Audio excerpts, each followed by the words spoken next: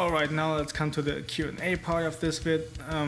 First of all, let me rip you off the opportunity to capture the obvious. Yes, I got a haircut in the meantime, as well as a cold.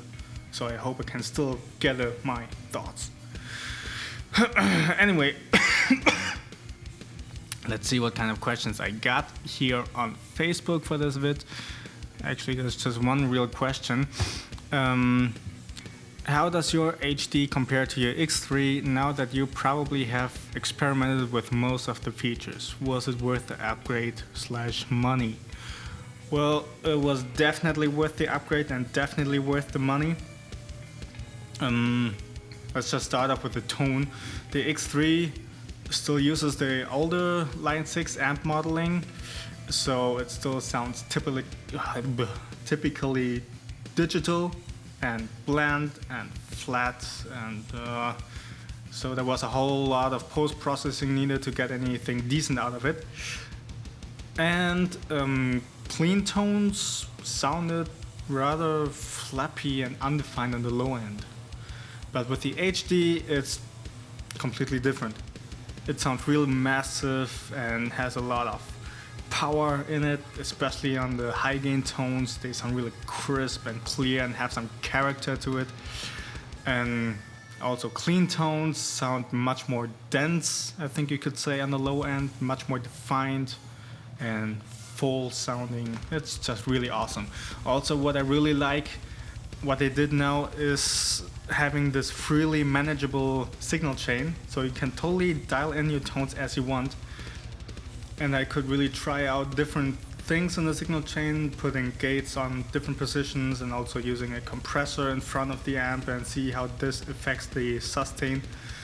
And also try pre-EQing, which is really cool. You can really shape your distortion character with it. And all of this is not possible on the X3 because you have a pretty fixed signal chain. You can't switch stuff. At least not the interesting stuff. Anyway, what I don't like is that frequencies on the EQs are depicted in percent. I mean, what Line 6 monkey was working on the EQs with that? Well, anyway, it still sounds really awesome. So the rest here on Facebook is not really questions. Let's go to godchan.com. I got more questions over there.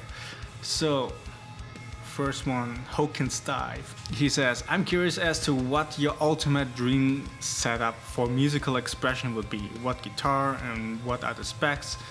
What would your ideal effect processor be? Would you rather have an amp? Things like that. I haven't really thought about it like this. I don't exactly have a dream setup because I'm pretty happy and content with what I have. But I do have a dream guitar, which would be the Hufschmied H7, which looks something like this. Really awesome and savage looking with the cool wood shapes and structure and whatnot. It would have a 27-inch scale, so I can tune even a bit lower than drop A flat and still have a more defined tone. And for pickups, well, maybe it's nothing too fancy. Maybe something like DiMaggio, Crunch Labs, bare knuckle pickups, of course, awesome pickups, but everybody wants to use them. A lot of people already use them, and at some point, people tend to sound sort of similar. So maybe something different would be nice for a change. And for effect processor, well, I'm pretty happy with the Pod HD Pro right now. I mean, of course, the XFX does sound better to some extent, but not $1,500 better than the HD. I mean, come on. Would you rather have an amp? Well, also not really.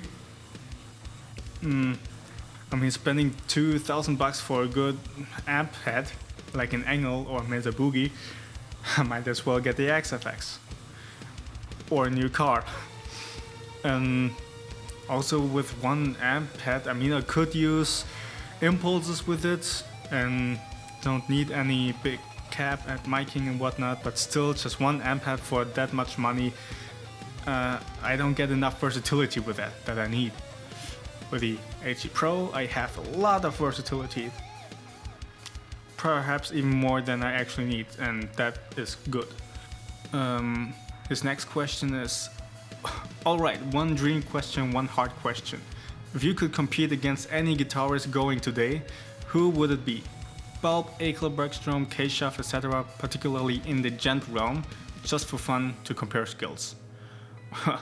Well, that's a tricky question because I don't have a very good perception on my music skills and stuff. I mean, I'm quite content now with my mixing and my mastering, so I think I can sort of hold my own against those individuals. Concerning songwriting, that's really up to the listener to decide. I mean, when my new album comes out, you can compare all you want because it will sound rather different than my previous releases. Then next guy, Residue. Is that how you pronounce that word? Residue? Whatever.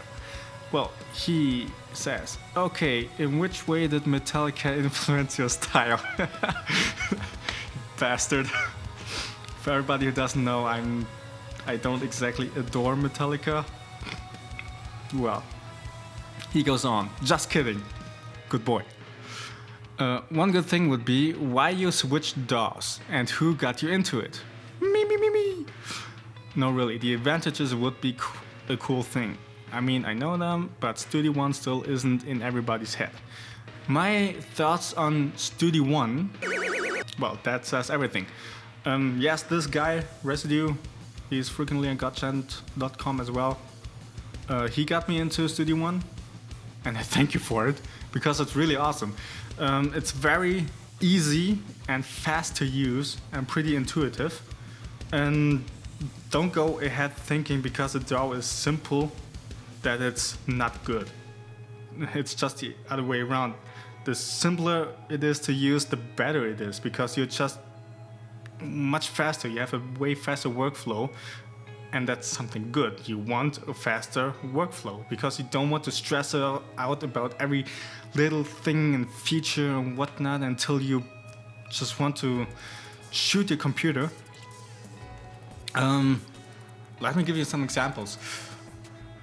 Routing channels through a bus, for example, is really easy to do.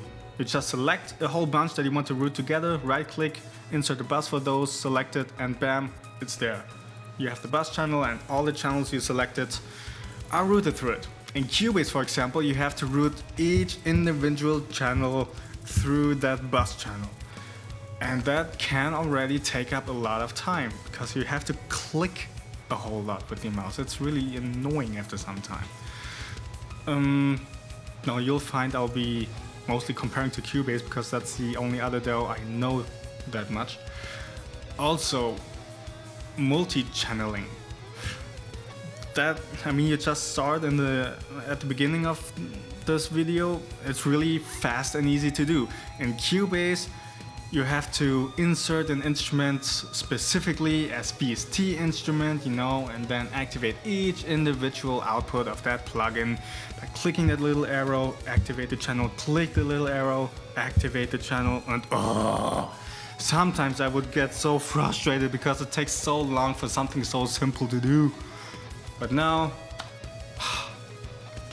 it's just stress-free working with it. Or take automation. In Cubase, I always had to open is it the project browser or something? I don't know, it's Control B.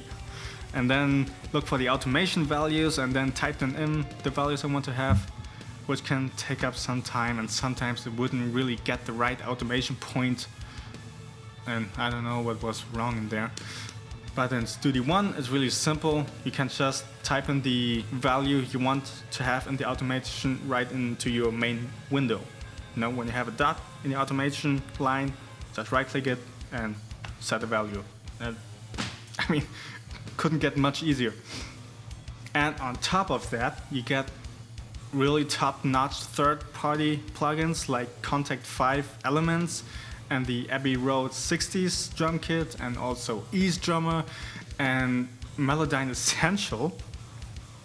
I mean, Melodyne is one of the best pitch correction plugins there is right now, and you get the Essential version with that DAW. It's awesome.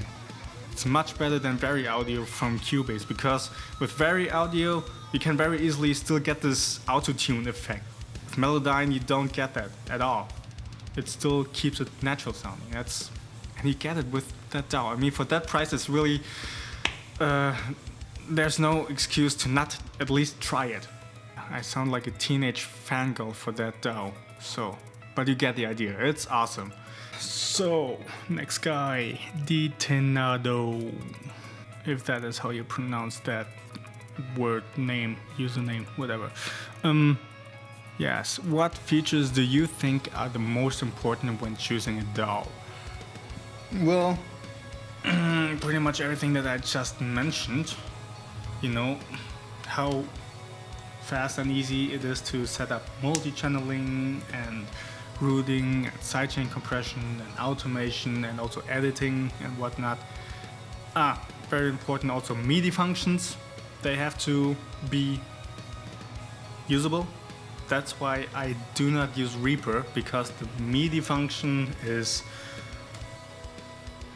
but the rest is of course also easy to use in Reaper, don't get me wrong there.